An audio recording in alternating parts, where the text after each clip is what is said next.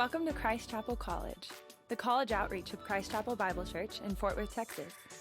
We hope everyone experiences what Jesus calls abundant life. So we unapologetically point to him as the source of life and joy. If you're a college student in the Fort Worth area, we'd be stoked to connect with you. Find out more at christchapelcollege.org and on Instagram at Christ Chapel College.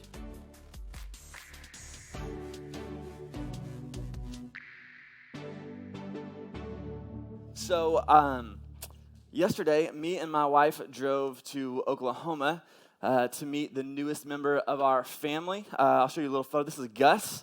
Gus is our new little Bernedoodle. Yep, he is the cutest. So we are absolutely in love. But as we were driving there yesterday, I noticed this pattern. I mean, it was a great day. We're just road tripping, hanging out, me and my wife. And as we're driving along, I noticed that we just say the word love all day, right? So we're driving, and then we meet Gus, and instantaneously we're like, oh my gosh, I love Gus. I love this dog. He's amazing, right? And then we are driving back, and we have this incredible meal for lunch, and we're like, oh my gosh, I love this restaurant. I love this food. I love this neighborhood. And we drive back, and right as we're going to bed, I say, hey, I love you to my wife. And when I was thinking about that, what I realized is that I just used the exact same word to describe my affection for Levitating by Dua Lipa, which, come on, that sounds incredible, right? The same word for my affection for Gus, the same word for my affection for a piece of pizza, the same word for my affection for a neighborhood, and the same word for my affection towards my wife. Now, immediately, we should all agree that the word love in our culture is kind of a junk drawer word, right? We don't exactly know what that word means, or our culture at least does not have a clear definition of what the word love means, right? Because if I can love all of those things, and obviously I don't have the same type of affection for all of those things, then what does that mean? Yet we are a culture obsessed with love.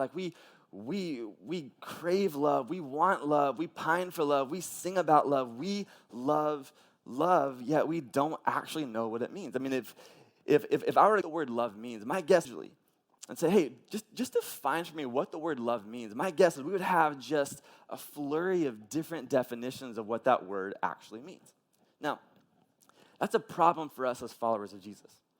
Because Jesus is very clear in John 14 that if people are going to associate us with him, if people are going to know that we are his disciples, the way that they know that is based on the way that we love, right? Our whole being as apprentices to Jesus is marked by the way that we love God and the way that we love others. And so the question is, how do we do that? Then how on earth do we fulfill that without a slack? And what that means, then how on earth do we fulfill that without a clear definition? Well, the good news is that while our culture may not have a clear definition of what love is, our God does. And so God has graciously laid out for us what it looks like to be people of love. And so what I want to do today is figure out what that looks like. I want us to have a very clear definition of what love is, so that when Jesus says, hey, go love people, go love the Lord your God, go love your neighbor, that's not a confusing thing to us, that we know exactly what that means. And so that's where we're going today. In fact, Paul's premise for us in verse 9 of chapter 12 is this. He says, let love be genuine.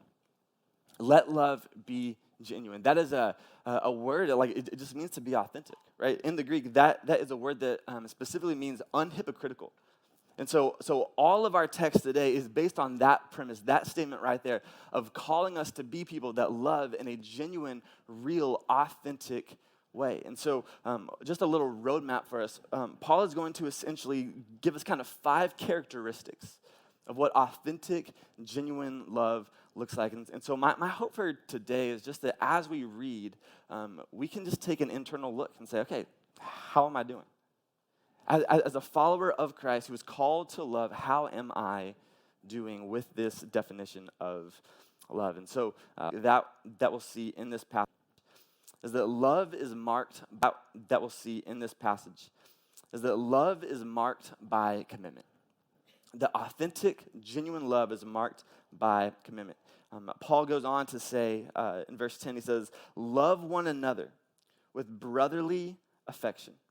Love one another with brotherly affection. Now, that word brotherly is very important, right? Because it's a very specific type of affection. This is a brotherly, a familial affection, right? And if you think about family, right? What separates? What's the fact that it's committed? It's the fact that they're devoted. It's the fact. What's the fact that it's committed? It's the fact that they're devoted. It's the fact that ideally they don't go anywhere, right? And I'm even sensitive to say it because I understand that a lot of us, we have families that don't model this type of love well. But the love of family that God has kind of laid out, the ideal, is that when you approach them, when you just lay your dirtiest, darkest secrets before them, you cannot scare them off. You cannot inconvenience them to the place where they just bail on you. A brotherly affection, a brotherly love is a love that's committed, it's devoted, it's not going anywhere. It's saying there's nothing that you could tell me that would make me run in the opposite direction. And so when it comes to this idea of love and what it looks like for our love to be authentic and a genuine love, it means that we are committed to the people that we are in relationship with. That your friends, your family, the people that you are in connection with, that they feel, one, a safety to just bring their junk to you, but you have a posture that communicates, and I don't care what you've done. I don't care who you are. There's nothing that you can tell me that will send me running in the other way. Because I am committed. I am devoted. Right? So the first thing we see is that love is marked by commitment, this brotherly, familial affection. With that, as we go along, like how are you doing with that? Would people look at your love and say, man, that person is so committed. That person is so devoted. Like I know that is a person that I can come to and they will never leave me. I think there's so many wounds in our world by people saying, hey, I love you. And then they leave. I love you. And then they bail. If you can say, I love you, but there's no commitment attached to it, it's not love. It's not authentic love, because love, the second thing that Paul points out to us. Here's the second thing that Paul points out to us, is that love makes people feel valued. The love makes people feel valued. He says next in verse 10, he says, outdo one another in showing honor. Outdo one another in showing honor. When I first read this verse, I immediately thought of this scene in The Office where Dwight and Andy get into this like competition of like who can do the nicest thing. And so Dwight buys bagels for the whole office, and so Andy one-ups him and caters tacos for lunch, and it just kind of escalates, and they just keep doing nice things for each other. And that's what I kind of initially thought of. I was like, oh, like outdo one another in showing honor. That means like one-up each other and doing nice things, right? But the reality is that what Paul is asking us to do here runs much deeper than that. This idea of outdoing one another in showing honor is much deeper than simply just trying to one-up each other with doing nice things, right? Because this idea that people are worthy of honor is a deeply theological concept that runs back all the way to the creation account. When you see that how God created the world, there's one very specific thing that takes place.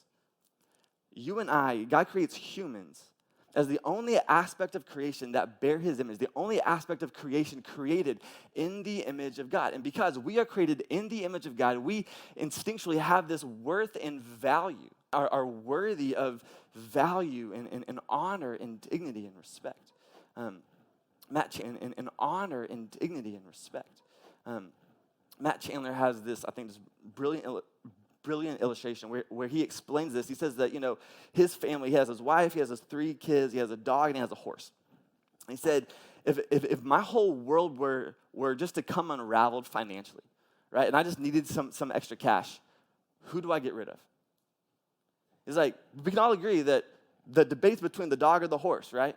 But it's not my wife and it's not my kids. Even though, he's like, talking financially, she has to go. Right? But we know instinctually, financially, she has to go, right? But we know instinctually And in no way, if our financial world came unraveled, would the wife or the kids have to go. Why? Because there's an inherent worth and value that they possess because they are created in the image of God. Not that the horse and the dog don't have value, but it's different. It is distinct, right? And so this is a deeply, deeply theological idea, right? That because you and I have been created in the image of God, we have an inherent worth and value that requires honor. And so what this looks like in our own lives is that when people interact with you, do they walk away feeling valued?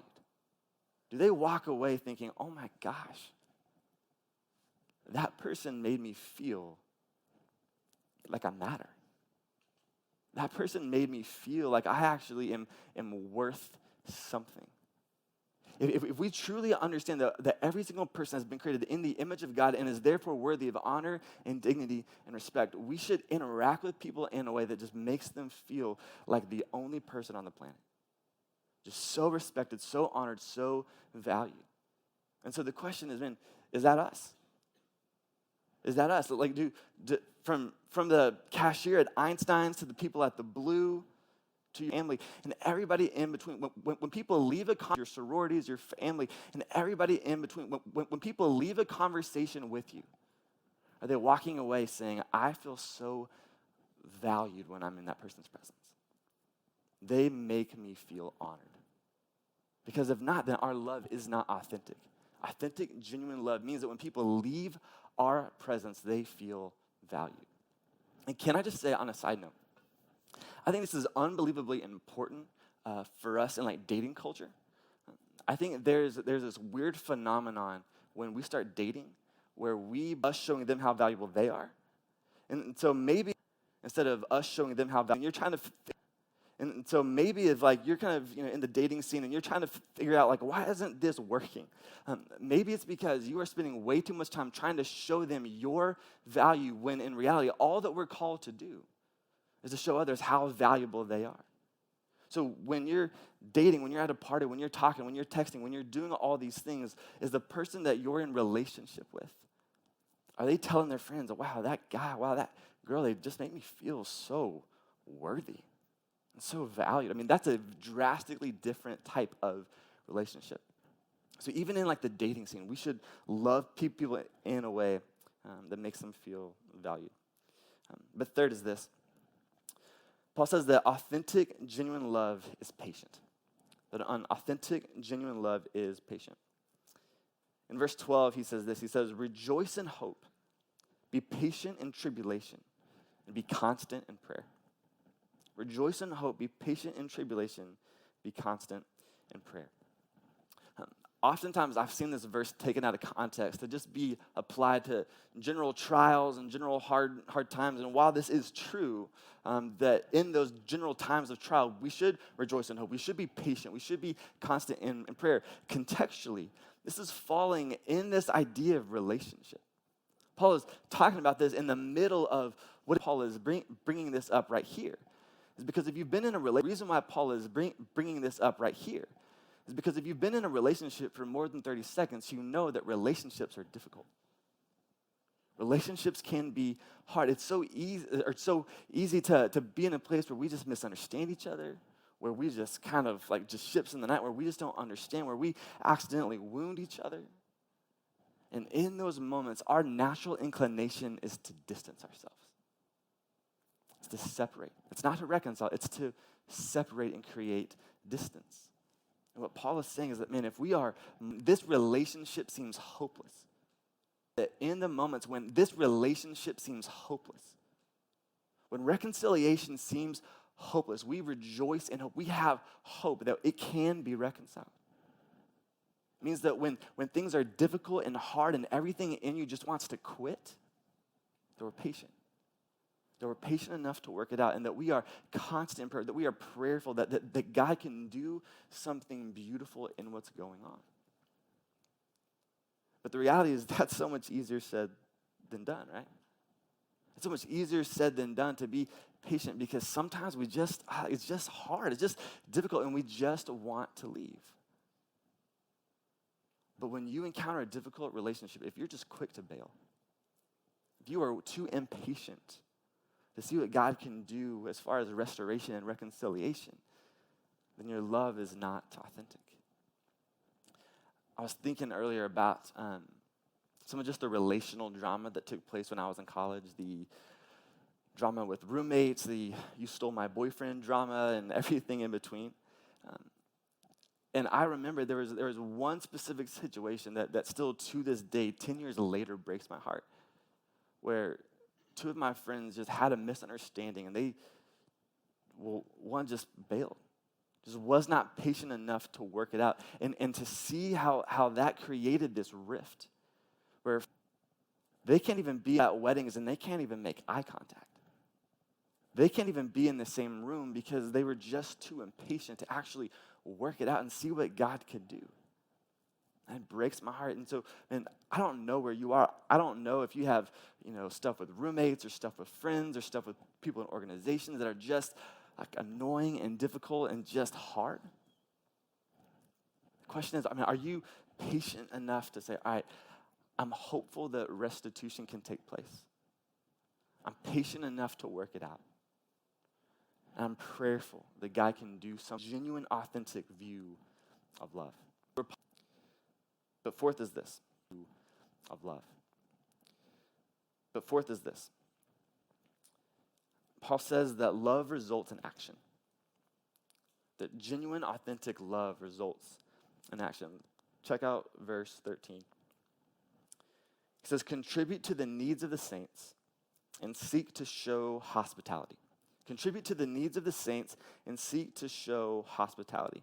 So, true, authentic love is committed, right? It is patient. It makes people feel valued, but it also results in action. It means that there's a part of it that we just do something to show externally what's happening internally, right? And the example that Paul gives here is that, this is the thing that results in action, specifically that we show hospitality and we're generous, that we seek to meet the needs of fellow believers and we show hospitality. And that is one of the easiest ways to show people true, authentic love, right? That we're generous. That we are generous not just with, money and our cash, but that we are generous with our time, with our resources. We're generous with our attention. You want to make someone feel loved in our current day and age? Slow down long enough to make eye contact. Slow down long enough to listen with your face. Slow down long enough to have a conversation where you're not looking at your phone, slow over your shoulder or doing that thing, right? Slow down long enough just to have a face-to-face conversation and say, hey, what's going on? Like, man, I would just love to hear, I got 10 minutes here. I would love to hear what's going on. Being generous with our attention and our time, it's one of the easiest ways to make people feel loved, just to be present, right? And like hospitality, man, it's so easy to be hospitable in our culture. It doesn't mean that you have to bring people over and have some giant feast, some giant thing. It's just welcoming people into your life, just to invite them in, bring them in, to invite them in. Whenever I was in college, there was a mentor of mine that he and his wife, their house was just a revolving door of college kids. Kids were just coming in and out all the time. They would host these massive pancake breakfasts during finals week, and it seemed like they mentored 600 kids. It was unbelievable, and they just really took me and my roommates in some really special ways. And so one day out of the blue, we're like, dude, they have fed us 400 meals. They feed us all the time. Let's just see if they want to come over to our house for dinner. So we invited this guy and his wife and their 3 kids to our nasty, janky college house. And we put some $3 clearance rack Kroger beef, on the grill. And we just made the nastiest burgers possible. And we probably didn't even have ketchup or mustard. It was just, here's a bun and a burger. Here you go, right? And honestly, I don't even think we cleaned our house. It was gross. But they came over and we just hung out in our nasty house and fed them nasty old ground beef. Not very hospitable when you really think about it. But the next week, he gave me a call and he said, hey, you know what, dude?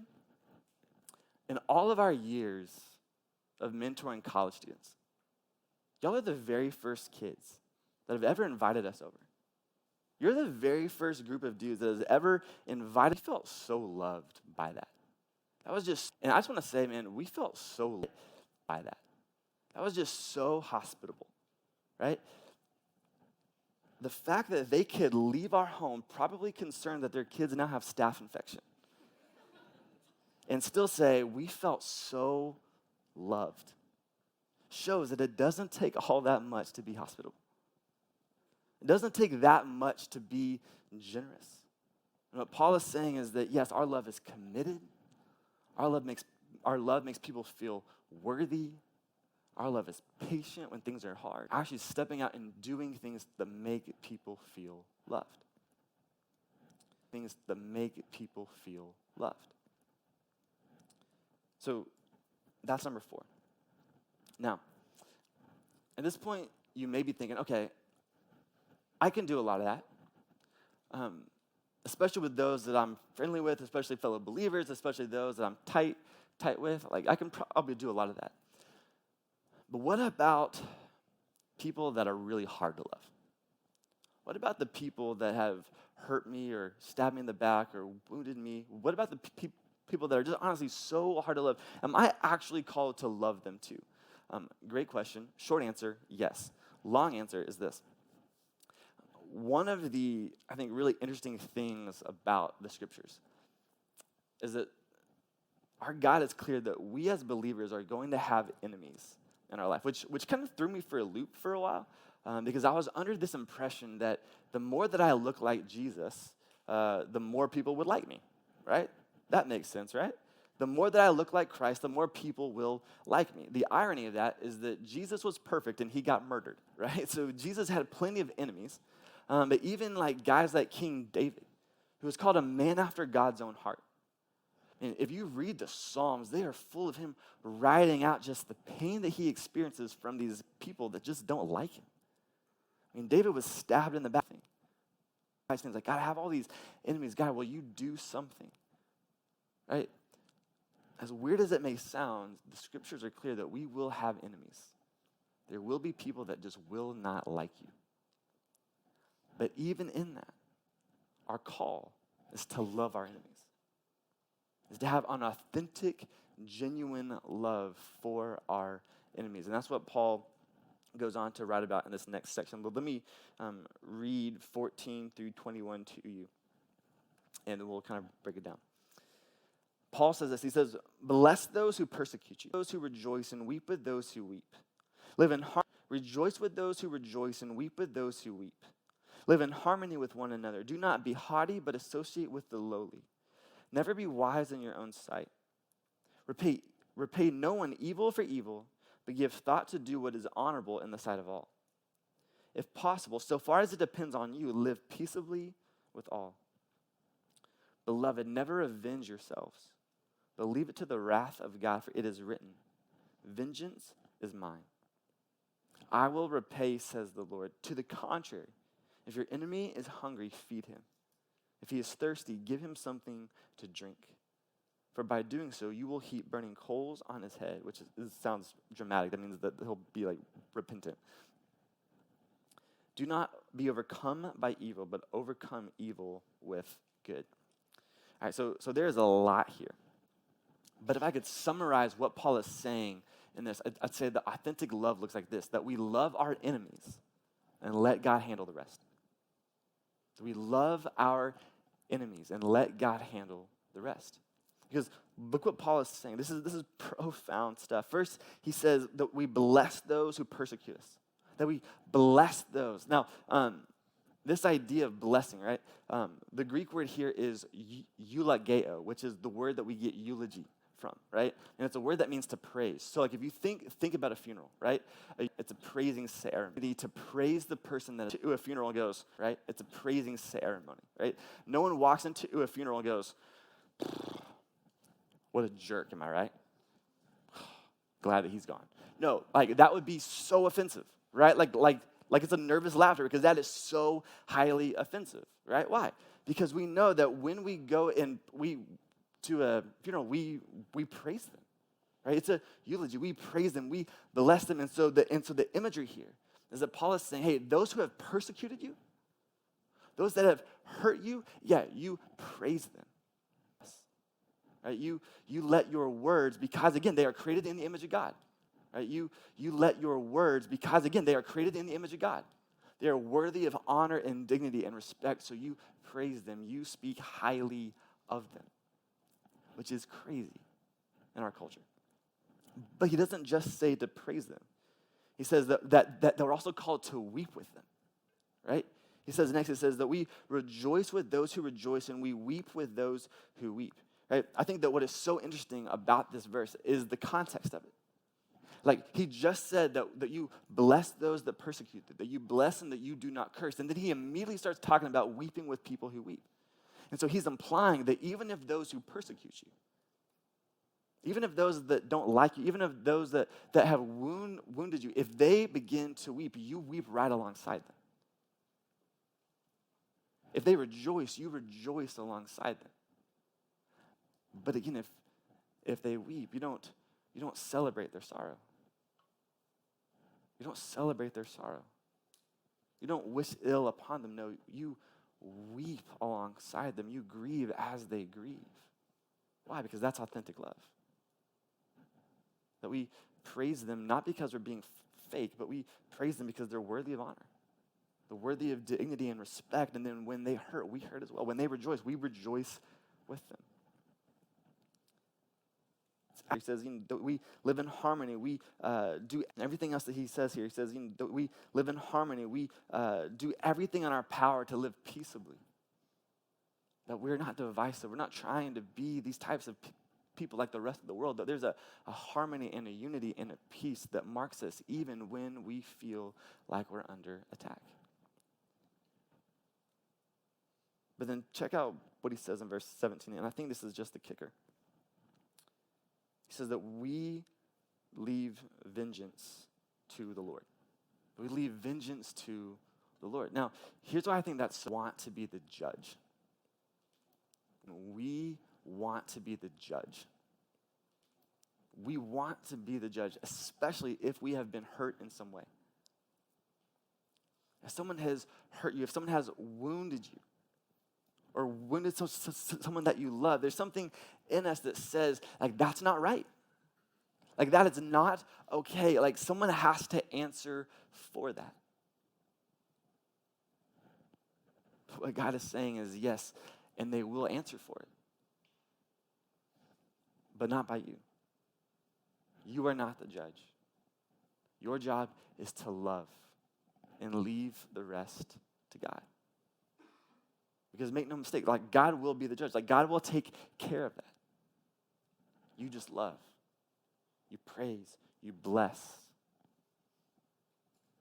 You feed them when they're hungry. You give them drink when they're thirsty. You weep when they weep. You rejoice when they rejoice. You do that. You handle that part, and God will handle the rest. Now, let's be real. If a roommate has stabbed you in the back, if a friend has gossiped about you, if someone that said they loved you cheated on you, to just love them anyway, like that's hard. Those are like human to say, no, that's not right. So human to say, no, that's not right. They need to answer for that. They need to pay for that. And the good news of the gospel is that they will answer to that. But you and I are not the judge. But we do serve a God who is. So if there's any doubt about whether our God takes sin seriously, if there's ever any doubt that God takes wounding people seriously, just look at the cross. Because on the cross, God made it abundantly clear that sin does not go unpunished. God made it abundantly clear that sin does not go unpunished.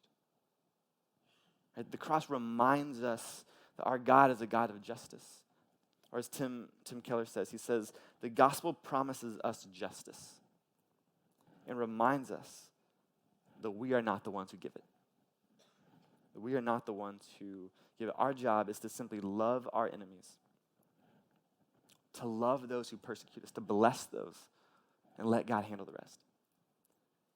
And the best part about this is that we have a phenomenal model in what it looks like to love our enemies well and to leave the rest to God. I think that we oftentimes forget that Jesus wasn't all that stoked to go to the cross. If you look at the scene in the garden right before he was betrayed, the gospel accounts tell us that he is sitting there and he is praying and he's saying, God, is there any other way? God, is there any other way out? Is there any other way that we can do this? And the text says that he began to sweat drops of blood, which on a side note, that's an actual medical condition called hematidrosis. And it's this rare medical condition where people who are under great stress, the capillaries in their blood vessels burst and blood begins to mix with sweat. And they legitimately sweat blood. It's most commonly found in death row inmates awaiting it. The gravity of what Jesus understood. So the gravity of what Jesus understood was coming for him was that crucifixion was humiliating. It was barbaric. It was an absolutely brutal way to die.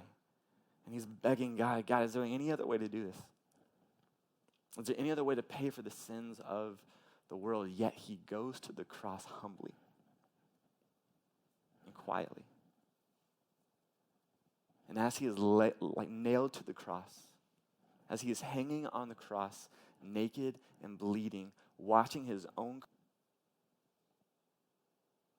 and spit on him, he had laughed, he uttered the word. With what little breath he had left, he uttered the word. He said, Father, forgive them, because they have no idea what they're doing. You want to talk about loving your enemies? Imagine our Savior on the cross, his own creation, turning their back on him, and his dying breath is, hey, forgive them, because they don't know what's happening. They don't know what they're doing. And that is the model that we have. That our Savior loved his enemies and let God handle the rest. Peter says this in 1 Peter 2. He says, when he, meaning Jesus, was reviled, he did not revile in return. When he suffered, he did not threaten, but he continued entrusting himself to him who judges justly. The picture that we see on the cross is Jesus loving his enemies, literally loving those that persecuted him, and leaving the rest to God. So I don't know what you brought in the room. I don't know if spring break was rough, if it was good, if you kind of where your relationships are. Man, but if you have some relational tension, or there's some enemies in your, and take heart that our God says, man, if you're lit, and take heart that our God says, man, if your love is to be authentic, as hard as this is, as hard as this may sound, it means loving your enemies, letting God handle the rest. The reality of our situation is that our culture has no clear definition of what it means to love. Again, we love love. We paint it all over buildings. We sing about it. We tweet about it. We post about it. But our God does, and he has been gracious enough to say, let me what you do, but our God does, and he has been gracious enough to say, let me lay it out for you. Let me give you a map of what love actually looks like. And so my challenge for you this week is just to go through this list of 5 things. Say, all right, how am I doing? Where am I? And am I committed? Would people look at my love and say, man, that person is so devoted and committed and they're not going anywhere. What a safe person. Is it being valued? Do people walk away from you thinking, man, I feel so worthy and so treasured? Like that person makes me feel treasured. Like that's crazy. Is it patient? Do people look at your life and think, man, that person just digs and they're patient and they don't bail when things get hard? Is it loving your enemies? Is it this idea that man, even in moments when people have hurt you, that you bless them, that you praise them, that you speak highly of them? And is it in action? Is the fruit of your life this action that makes people see how loved they actually are? I don't know. But man, I would encourage you to walk through those things and figure out, where am I? And just imagine for a second. Imagine for a second definition of love. A clear definition of love. Imagine what could take place if the people on this campus saw a people who took this definition of love seriously and thought, man, God's doing something. I don't know what it is. And maybe they can't even attribute it to God, but they know that they feel valued. They know that they have friends that are fiercely loyal. They are blown away by the idea of someone who has every right, culturally speaking, every right. What a breath of fresh air that would be for this campus. Fresh air that would be for this campus. If a room full of people decided that they were going to radically redefine what love is by what God says, my hope is that we can be those people. My hope is that we can change the definition of what love looks like for the campus around us and bring glory and honor to the Lord in the process.